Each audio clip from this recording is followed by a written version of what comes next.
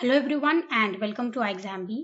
So in this video we are going to talk about the descriptive paper of a specific IT stream for phase 2 in the NABARD recruitment for the post of assistant manager in grade A. Okay, so इस पूरे video में हम जो भी हमारे doubts हैं descriptive paper को लेके उनको एड्रेस करने की पूरी कोशिश करेंगे in terms of its pattern, in terms of the expected questions, in terms of how the question will actually appear.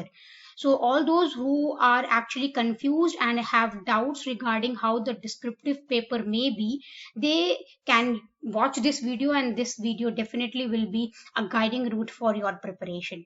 So let's start. सो हम शुरू करते हैं फेज 2 के पैटर्न से बेसिकली. सो फेज 2 का जो पैटर्न नबार्ड ने रिलीज किया है in the notification, there we can see easily कि जनरल इंग्लिश का पेपर 1 है, that is online descriptive paper where you will have 3 questions और वो 100 मार्क्स के होने वाले हैं and the time duration allocated is 90 minutes. So definitely यहाँ पे आपको एक कीबोर्ड को यूज करते हुए you have to type your answer. It will be a online descriptive entrance examination. Okay, after that thing you have the paper 2. Paper 2 is specific to your stream. So आपकी जो भी stream है उस stream से specific questions आने वाले हैं. That is very much clear from the point of view that stream specific paper है. इस stream specific paper को इन्होंने दो पार्ट में डिवाइड कर दिया है. One is your objective part and the other part is the descriptive one. तो इन ऑब्जेक्टिव में हमें पता है there will be questions, there will be choices, you have to hit the correct choice और आपको सही आंसर पहुंचना है. ठीक है, तो यहाँ पे आपके पास कितने क्वेश्चंस होने वाले? 30 क्वेश्चंस जो आपके ऑब्जेक्टिव नेचर के होंगे और मार्क्स कितने हैं? 50 और टाइम कितना है? 30. सो you can just say that 1 minute for 1 question on an average. ठीक है, उसके बाद अगर हम डिस्क्रिप्टिव में आते हैं, यहाँ पे इन्होंने क्या बोला है? 6 questions will be asked of which candidates will be required to attempt 4 questions. So out of 6 you have to attempt 4 questions. It means you can leave 2 questions, but we do not know what type of choices they will give to us. कि हमें कौन सा option छोड़ने के लिए मिलेगा कि नहीं मिलेगा वो हमें पता नहीं है, क्योंकि डेफिनेटली वहां पे कुछ पार्ट तो ऐसा होगा जिसके आप क्वेश्चंस नहीं छोड़ सकते हैं. You might have choice between only 2 set of the questions. Okay, यहाँ पर क्या बोल रहे हैं कि जो 2 क्वेश्चंस हैं वो आपके 15 मार्क्स ईच होंगे, मतलब 2 multiplied by 15 that will be equal to 30. और जो बाकी के आपके 2 क्वेश्चंस होंगे दैट विल बी ऑफ 10, वो आपके होंगे टोटल 20 मार्क्स के.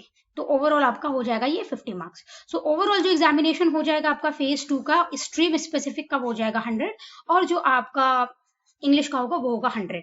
एक्यूमुलेटिव टाइम आप यहाँ देखेंगे तो यहाँ पे आपको 90 मिनट्स दिए जा रहे हैं. 90 minutes to attempt 4 questions. Okay, लेकिन यहाँ पे डिफिकल्टी लेवल दोनों क्वेश्चंस का अलग अलग होगा, दोनों सेट का, क्योंकि एक 15 नंबर के 2 सवाल हैं और एक तरफ आपके पास 10 नंबर के 2 सवाल हैं. सो ये देखते हैं कि अभी इस पूरे जो भी डिस्क्रिप्टिव पेपर है और ऑब्जेक्टिव पेपर उसमें सिलेबस क्या दिया है. तो इन्होंने जो सिलेबस दिया है, इस सिलेबस के बारे में मैंने एक डिटेल डिस्कशन ऑलरेडी किया हुआ है, उसका वीडियो आपको हमारे चैनल पे मिल जाएगा. तो ये जो पर्टिकुलर डिटेल्ड वीडियो था उसमें मैंने एक एक पर्टिकुलर टॉपिक के आगे ये बताया है कि इसमें से आपको किस टाइप के क्वेश्चन मिल सकते हैं, ईदर ऑब्जेक्टिव और the descriptive. So you can go to the description and you can easily watch that video for your better understanding. After that thing ये एक सिलेबस है जो मैं बस दिखा रही हूँ आपको कि ये आपका सिलेबस है. If you had not aware of the syllabus yet, so ये आपका सिलेबस है फेज 2 के लिए. आफ्टर दैट थिंग जो हमारे पास पैटर्न आने वाला है डिस्क्रिप्टिव का, उन्होंने डिस्क्रिप्टिव में हमें क्या बोला है कि 6 questions will be there. Out of that we have to attempt 4 questions. Out of it there will be 2 questions of 15 marks and 2 questions of 10 marks. Right, so what we need to do is like we don't know कि हमें किस type के questions वहां मिलने वाले हैं. जब भी अगर हम बात करते हैं आईटी एग्जाम्स की, तो आईटी एग्जाम्स में हमारे पास क्या होता है? हमारे पास कोडिंग होती है जो कि एक मेन यूएसपी होती है हमारी आईटी एग्जाम्स की. ओके, आफ्टर दैट थिंग जब हम बोलते हैं डिस्क्रिप्टिव पेपर है तो कहीं ना कहीं कोई नॉन कोडिंग का पार्ट भी होता है, वो भी क्वेश्चन पूछ सकते हैं, क्योंकि उन्होंने वहां स्पेसिफिकली नहीं बोला है कि जो डिस्क्रिप्टिव टेस्ट लेने वाले हैं, जो डिस्क्रिप्टिव टेस्ट को लेने वाले हैं वो कोडिंग टेस्ट होगा, ऐसा उन्होंने अभी बताया नहीं है. May be in coming time they might reveal कि कोडिंग होने वाला है या नॉन कोडिंग होने वाला है, but as of now we have to do a brainstorming कि पैटर्न एक्चुअली होने कैसे वाला है by the simple normal understanding. So let's try to decode the pattern. So ये तो पक्का है कि जब आईटी का पेपर है तो या तो क्वेश्चंस कोडिंग रिलेटेड होंगे या तो क्वेश्चंस नॉन कोडिंग रिलेटेड होंगे. तो जब मैं कोडिंग रिलेटेड बात करती हूँ तो it means you have to write codes, you have to write the programs. Okay, यहाँ मतलब आपके पास कुछ ना कुछ प्रॉब्लम स्टेटमेंट दिया रहेगा, आपको उन प्रॉब्लम स्टेटमेंट्स को आपके कोड्स के थ्रू सॉल्व करना है। वो कोड्स आप डिफरेंट लैंग्वेजेस में लिख सकते हैं। They might give you choices between C++, Python and Java. Okay, so these are the object oriented language used in industries very much. So they might ask you to write the codes in any of the language. Okay, because इतनी तो freedom उनको देनी पड़ेगी कि whenever you want to write a program, you just want a solution. So that solution can be coded into any language. So definitely if they are going to ask the coding questions, they have to give this kind of liberty जिसमें वो आपको choose करने की liberty देंगे कि आपको किस particular programming language में चूज करना है। Okay, after that thing you can see ये जो हम प्रोग्रामिंग लैंग्वेज का ऑप्शन दे रहे हैं ये हम किस बिहाफ पे दे रहे हैं। If you will come to the syllabus, आप यहाँ पे सिलेबस को अगर एक बार चेकआउट मारेंगे तो यहाँ पर क्या दिया है इन्होंने, that data structure, file structure and programming. Okay, data structure, file structure and programming has to be learn by C++, Java and Python. So यहाँ पे C के लिए अलग से ऑप्शन देने डजंट मेक सेंस, क्योंकि जो भी कोड C के हैं वो C++ की आईडी ज्यादा स्ट्रॉन्ग है तो वो वहां पे एग्जीक्यूट हो ही जाएंगे। तो यहाँ पे आपको क्लियरली अंडरस्टैंडिंग मिलेगा कि अगर डिस्क्रिप्टिव पेपर हो रहा है और कोडिंग उसमें पूछी जा रही है तो कौन कौन सी लैंग्वेजेस वो पूछने वाले हैं, क्योंकि यहाँ उन्होंने 4 लैंग्वेजेस अलग से स्पेसिफाई कर दी हैं। ओके, सो आपको ये अंडरस्टैंडिंग यहाँ से निकालनी पड़ेगी जब तक उनका पूरा रिवील नहीं होता है कि एग्जैक्टली क्या पैटर्न है। So whatever we are trying to decode is just from the syllabus that they have given to us. Okay, after that thing हमें इतना क्लियर हो गया कि हमारे पास प्रोग्राम्स आएंगे if it is a coding problem, and then C++, Python और Java whatever it will be, you will be getting the questions और आपको वो सॉल्व करने होंगे। डेफिनेटली अगर कोडिंग होगी तो कोडिंग से रिलेटेड हमारे डेटा स्ट्रक्चर से क्वेश्चन आ सकते हैं, हमारी एल्गोरिदम्स पूछी जा सकती है to write a particular algorithm, और अगर इन दोनों के अलावा कुछ पूछते हैं तो they might ask simple questions जो कि आपकी एनालिटिकल एबिलिटी को चेक करते हैं। ओके, सो इस तरह के सारे कोडिंग क्वेश्चंस आपसे पूछे जा सकते हैं। ओके, तो ये कोडिंग का हो गया। अब आते हैं नॉन कोडिंग में। तो अगर नॉन कोडिंग है तो नॉन कोडिंग में हमसे क्या क्या पूछे जा सकते हैं।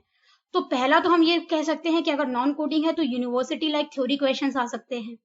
दूसरा हम सोच सकते हैं कि डीबीएमएस क्वेरीज हमसे लिखवाई जा सकती हैं, या तीसरा हम बोल सकते हैं कि एल्गोरिदम की टेस्टिंग हमसे करवाई जा सकती है। तो अभी ये तो तीनों है, इन अम्ब्रेला को हम लोग डिस्कस करते हैं इन डिटेल। सो अगर हम बोले कि यूनिवर्सिटी लाइक थ्योरी क्वेश्चंस दिए जाएंगे, मतलब कि like explain the concept of oops, अगर बोल देते हैं कि ऊप्स का कंसेप्ट एक्सप्लेन करो, तो this is purely theoretical question. Okay, you just have to explain the encapsulation, polymorphism, abstraction and inheritance. ये सब आप एक्सप्लेन करोगे, थ्योरी लिख दोगे, ठीक है। तो इस तरह के क्वेश्चंस हो गए। डीबीएमएस की क्वेरी कैसे पूछ सकते हैं कि मान लीजिए आपको एक स्कीमा दिया, उस स्कीमा के ऊपर they want you to insert some values, after insertion they want some updations, they want you to retrieve some results. Okay, कुछ डेटाबेस वो दे देंगे, या तो प्री डिफाइंड डेटाबेस दे देंगे, उसकी स्कीमा दे देंगे, एक स्कीमा डिफाइन करके they will ask you to write some query to get the result. Okay, और फिर they will check whether you have written the correct query और नॉट। सो यहाँ पे आपका एकदम पूरा कंसेप्ट चेक हो सकते हैं अगर डीबीएमएस क्वेरीज आपसे डिस्क्रिप्टिव पेपर में नॉन कोडिंग पार्ट में पूछी जाए तो। Apart from that algorithm testing हो जाती है।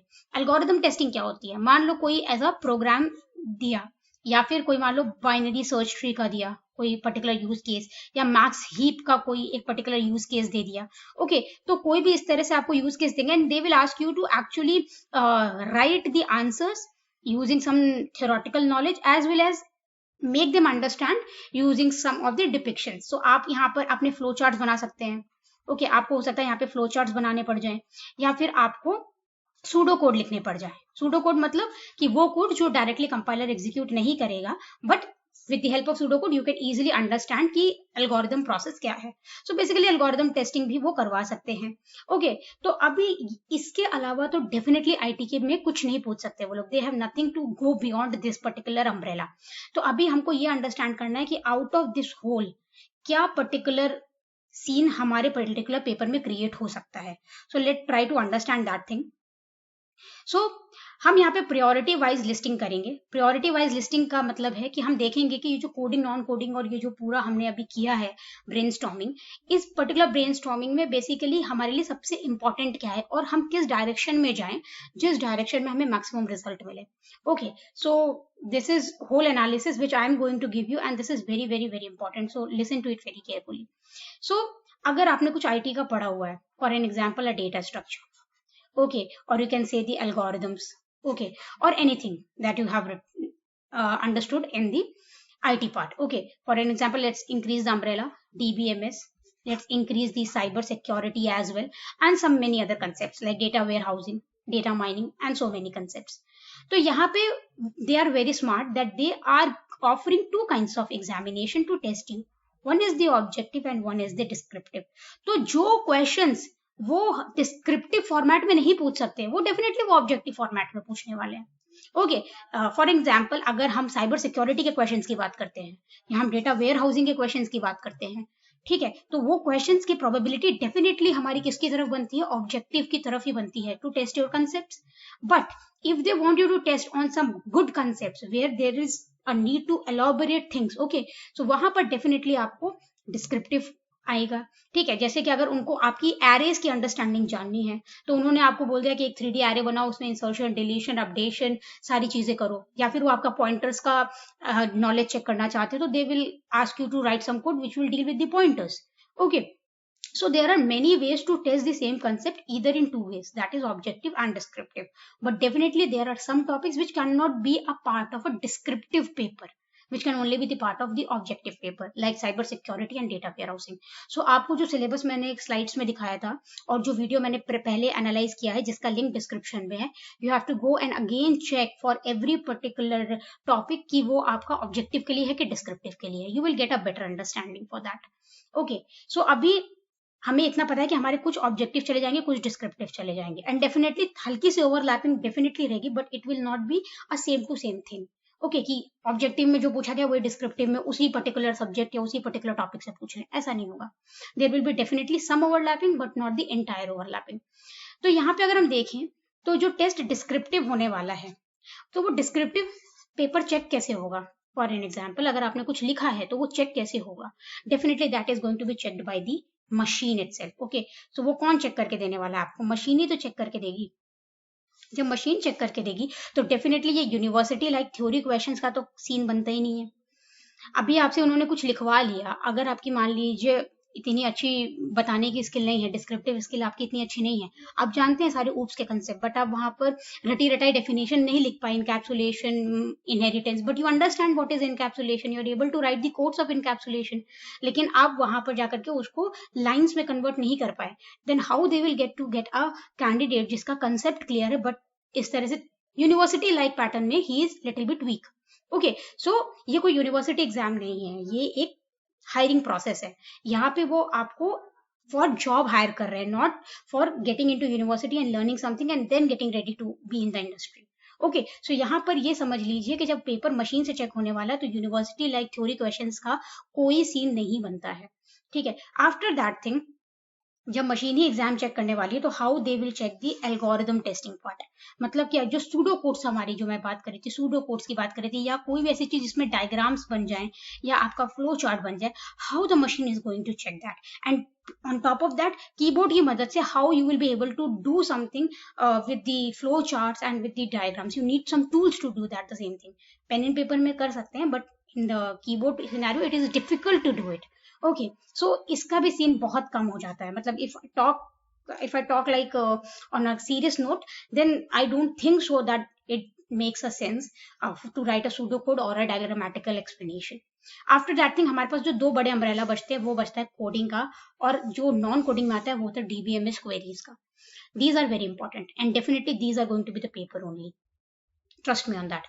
So first thing is like whenever there will be the coding question, you have to be prepared for the data structures. You have to get prepared with the algorithms and with the strings manipulation in at least two languages, because you don't know that which languages they are going to provide.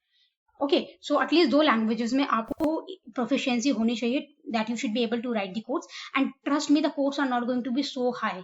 The codes will be of a very normal but conceptual and a basic concept understanding होना चाहिए उसमें. Okay, जो basic concept जिस इंसान के strong होंगे वही इंसान इस तरह के कोड्स को लिख पाएगा. The codes that will be asked will be definitely very easy for those who have a basic conceptual understanding. Okay, जिनका कंसेप्ट ही वीक है, जिनको डेटा स्ट्रक्चर ही नहीं समझ आ रहे हैं, जिनको लिंक लिस्ट ही नहीं समझ में आ रहा है, then how they are going to make a circular link list, how they are going to implement the queue as linked list. Okay, so it is very difficult for each of them to do that thing. Okay, so इस तरह से हम अगर बात करें तो coding में जो मेन एरिया है जो कि पूछने का बनता है, that is data structure. Data structure में भी अगर मैं बात करूं तो you have to focus mainly on the, basically सारे डेटा स्ट्रक्चर हैं, बट ट्रीज और ग्राफ ये जो चीजें लोग थोड़ा छोड़ देते हैं. ठीक है, क्योंकि यूनिवर्सिटी एग्जाम्स में भी इनका थियोरेटिकल ही ज्यादा पूछते हैं, ज्यादा कोडिंग नहीं करवाते हैं. तो ट्री और ग्राफ लोग थोड़ा छोड़ देते हैं, थोड़ा सा लोगों को हेजिटेशन भी होता है ट्री और ग्राफ के कोड्स लिखने का. बट ट्रस्ट में, अगर आपको एरे, लिंक लिस्ट इन सबका अच्छा नॉलेज है, देन ये आपके लिए बहुत ईजी हो जाते हैं. ठीक है, ट्री और ग्राफ से रिलेटेड फिर आपके एल्गोरिदम्स निकल के आती हैं, like minimum spanning tree, Prim's Kruskal algorithms. Okay, then you have the algorithms like dynamic programming approach, greedy approach, sorting, searching. these all things will definitely be there in this coding part. So यहाँ पर फायदा क्या है, अगर descriptive paper लिखवाते हैं तो you have compilers to check your paper. Okay, तो आपके पास कंपाइलर्स है, प्री डिफाइंड कंपाइलर्स है, predefined set of rules है. Your paper will be getting checked against the test cases that they have mapped for a particular test. Okay, मान लीजिए कोई एक प्रोग्राम आपसे लिखवाते हैं, तो उस प्रोग्राम को वो कई टेस्ट सिनारियोज के अगेंस्ट चेक करेंगे. अगर आपके जो प्रोग्राम है, अगर वो उन टेस्ट केसेस को पास करता है, it means you have written a perfect code. Okay, so उस हिसाब से आपकी प्रॉपरली मार्किंग हो जाएगी when it is a descriptive paper, that too in coding. So definitely इसके चांसेस बहुत ज्यादा हैं. आई से इसके चांसेस मोर देन 95% है. More than 95% chances are that your paper which is going to be descriptive in nature for IT will be of coding part. Okay, then coming to the DBMS query, इसका भी बहुत scope है, क्योंकि ये ऐसा particular है कि मान लीजिए उन्होंने बैकएंड में एक या फिर एक उनकी एक मेन टेबल क्रिएट करके रखी है. On top of that table you just have to fire the query and उनके प्री डिफाइंड रिजल्ट्स रहेंगे. Okay, they will just match those predefined results with your result, and if the results matches, if your query, whatever the table or whatever the output it is giving, agar wo dono same hai, you will get the full marks. So what they can do, they can give you a table and they can ask you 5 to 6 queries, और उन particular queries के लिए you have to write the queries, और अगर आपके results उनके result के साथ मैच करते हैं, you will get the marks. So it is again the role of a machine to check the paper, and there will be a complete transparent marking. There won't be any opaque marking. like जैसे university theory exams है, तो अभी कोई कैसे लिख रहा है हमें क्या पता. किसी को लिखना अच्छा आता है लेकिन उसके कंसेप्ट वीक होते हैं, ऐसा होता है कई बार, क्योंकि ये टेक्निकल एग्जामिनेशन है. तो यूनिवर्सिटी लाइज थ्योरी क्वेश्चंस को अगर चेक करेंगे तो यहाँ पे एक एम्बिग्यूटी की सीन आ जाती है. Okay, it doesn't mean that the person is sound enough in everything, और अगर जो नहीं लिख पा रहा है वो साउंड नहीं है. तो डेफिनेटली यूनिवर्सिटी लेवल के एग्जाम्स इस तरह के, मतलब यूनिवर्सिटी लाइक थ्योरी क्वेश्चंस तो नहीं आने वाले हैं. एल्गोरिथम टेस्टिंग का स्कोप नहीं है, because they don't have any kind of tools to examine this much. And keyboard based examination है जैसा कि लिखा हुआ है, तो कीबोर्ड बेस्ड एग्जामिनेशन में you can do maximum the typing thing. Typing अगर आप कर रहे हैं तो definitely it will be coding और a DBMS query in the terms of your particular thing of the brainstorming of the pattern. Okay, so I hope so you agree with this, and till we don't have any clear understanding, I think you should go with this approach only, because अगर आपने coding कर लिया तो आपके सारे concept anyhow हो ही जाएंगे. आप ऑब्जेक्टिव के लिए एनीहाउ पूरा पेपर रेडी करेंगे ही. तो अगर इनफैक्ट अगर कोई पैटर्न शिफ्ट होता भी है, you will be able to survive the competition. So do the preparation in that manner, जहां पर आप कंसेप्ट सारे पढ़ जाओ. डोंट मैटर कि किस टाइप से क्वेश्चन पूछा जा रहा है, you should be able to know the answer and then you can definitely write the answer. Okay, so don't go beyond the pattern so much, but definitely I'll suggest to go by coding and the DBMS query. You have to pay extra attention to these of them. Apart from that, you will not expect any kind of university like theory questions in the examination. After that thing, ये जो भी मैंने analysis करी, ये analysis कैसे करी है, ये एनालिसिस एक रोल बेस्ड एनालिसिस करी है. आपका जो भी कंप्यूटर आईटी के लिए जो हायरिंग है उसका एक स्किल सेट है. उस स्किल सेट में इफ यू कैन सी कि क्या वो अंदर जाकर के आपसे काम करवाने वाले हैं, this is just like a job description for you. It is just like a job description, a JD to you. Okay, तो इस जेडी में क्या बोल रहे हैं वो देखिए. आप यहाँ पे कीवर्ड पकड़िए, डेटाबेस एडमिनिस्ट्रेशन. सीधा सीधा डीबीएमएस की क्वेरीज वो पूछ सकते हैं in objective paper as well as in descriptive paper. It makes sense. It is application development. When it is in application development, and any application is developed only through the programming concepts, okay जो भी आप application develop करते हो वो theory paper लिख के थोड़ी करते हो, वो आप कोड्स लिख के करते हो, तो डेफिनेटली आप कोडिंग का सीन क्रिएट होता है. Networking will be asked definitely in the form of objective. वहां पे ऑब्जेक्टिव में नेटवर्किंग का पलड़ा भारी होने वाला है. Server management and related fields, data analysis. Okay so here you can see MySQL, Oracle, they have again put a effort on this thing, that is the database analysis. and ठीक है, तो अभी जो क्वेरीज होने वाली है वो definitely objective part में ज्यादा होने वाली है. अभी सिक्योरिटी और एनालिटिक्स का जो पार्ट है that is definitely going to be objective. How they are going to ask you anything descriptive in this paper. Okay so अगर आप रोल पे जाएं, सिलेबस पे जाएं और फिर आप डिस्क्रिप्टिव पेपर की बिनित पे जाएं कि 6 में से 4 क्वेश्चंस करने हैं, 2 15 नंबर के होंगे, 2 10 नंबर के होंगे, you will definitely get a vibe that this will be definitely a coding paper. After that thing, there is one more basis on which I am saying that this will be a coding based paper or a DBMS related query based paper. This is through the various government IT exams which have happened. So पहले कैसे होते थे, सारे paper जो होते थे वो MCQ होते थे. ठीक है, फेज 1 में भी फेज 2 में भी. ओके फेज 1 हो या फेज 2, सारे पेपर MCQ होते थे. वहां पे MCQ क्वेश्चंस आएंगे, you have to take the correct answer and you will get through the examination. But now in the recent 1 or 2 years, the pattern has shifted because there is a need to shift the pattern. You are appearing for an IT examination. You cannot be just be able to survive through MCQs. You actually आपको अंदर जाके MCQ solve करने नहीं है. Actually आपको codes लिखने हैं, आपको कोड्स समझने हैं. You have to understand the prewritten codes as well, और फिर उसके बिहाफ में आपको काम करना है. अगर आप डेवलपमेंट में कर रहे हैं, even if you are doing testing, there might come scenarios where you need to go through the code. So you should actually be able to be that much fluent कि you understand the code and you are able to do some kind of debugging if the testing is needed. क्योंकि bankings में and बाकी चीजों में जब app related testing होती है, there you should be able to understand where the problem is lying being a technical person. Okay तो अगर IT रिलेटेड एग्जाम्स हो रहा है तो हर जगह MCQ का सेंस नहीं बनता है. ठीक है, तो इस वजह से एक पैटर्न शिफ्ट आया है जो कि कोड्स पे अब आ गया है. तो हर एक IT एग्जामिनेशन, अगर आप बड़े एग्जामिनेशन को लेते हैं, for example SEBI has set a bar for this. Okay तो सेबी ने प्रॉपर्ली पूरा डिस्क्रिप्टिव पेपर करवाया था.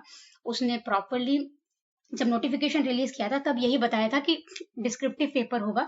डजंट मेंशन कि कोडिंग होगा कि नॉन कोडिंग होगा, but the and they took all the 5 questions and that to 5 questions were compulsory, और सारे के सारे questions आपके coding questions थे. So from the various other government IT related exams pattern, we can do an analysis that definitely this paper is going to be a coding paper only, because there has been a shift towards the coding thing, there has been an inclination towards the change, and there is a need to change the government IT related examinations. So definitely यहाँ पे आपका coding he in place होने वाला है. So I hope I made my point very clear, but if you have any doubts, you can write those doubts and you can reach out to us at any point of time. You can write your doubts in the comment section. We will be very happy to address every doubt. Okay, and no doubt will get unanswered, because this is the pattern, this is our guesswork that we have done, and definitely this guesswork will be able to survive in the market. That is the true thing. After that thing, I would like to mention that we have made one and the first mock test live on our channel for the NABARD aspirants. So there you will get a objective paper as well as the descriptive paper. In the objective paper, there will be 30 questions and the total exam will be of 50 marks. Okay, and in the same line, there will be a descriptive paper. In that paper, you will have 6 questions. You have to attempt 4 questions. You have to write your answer and we will be checking them.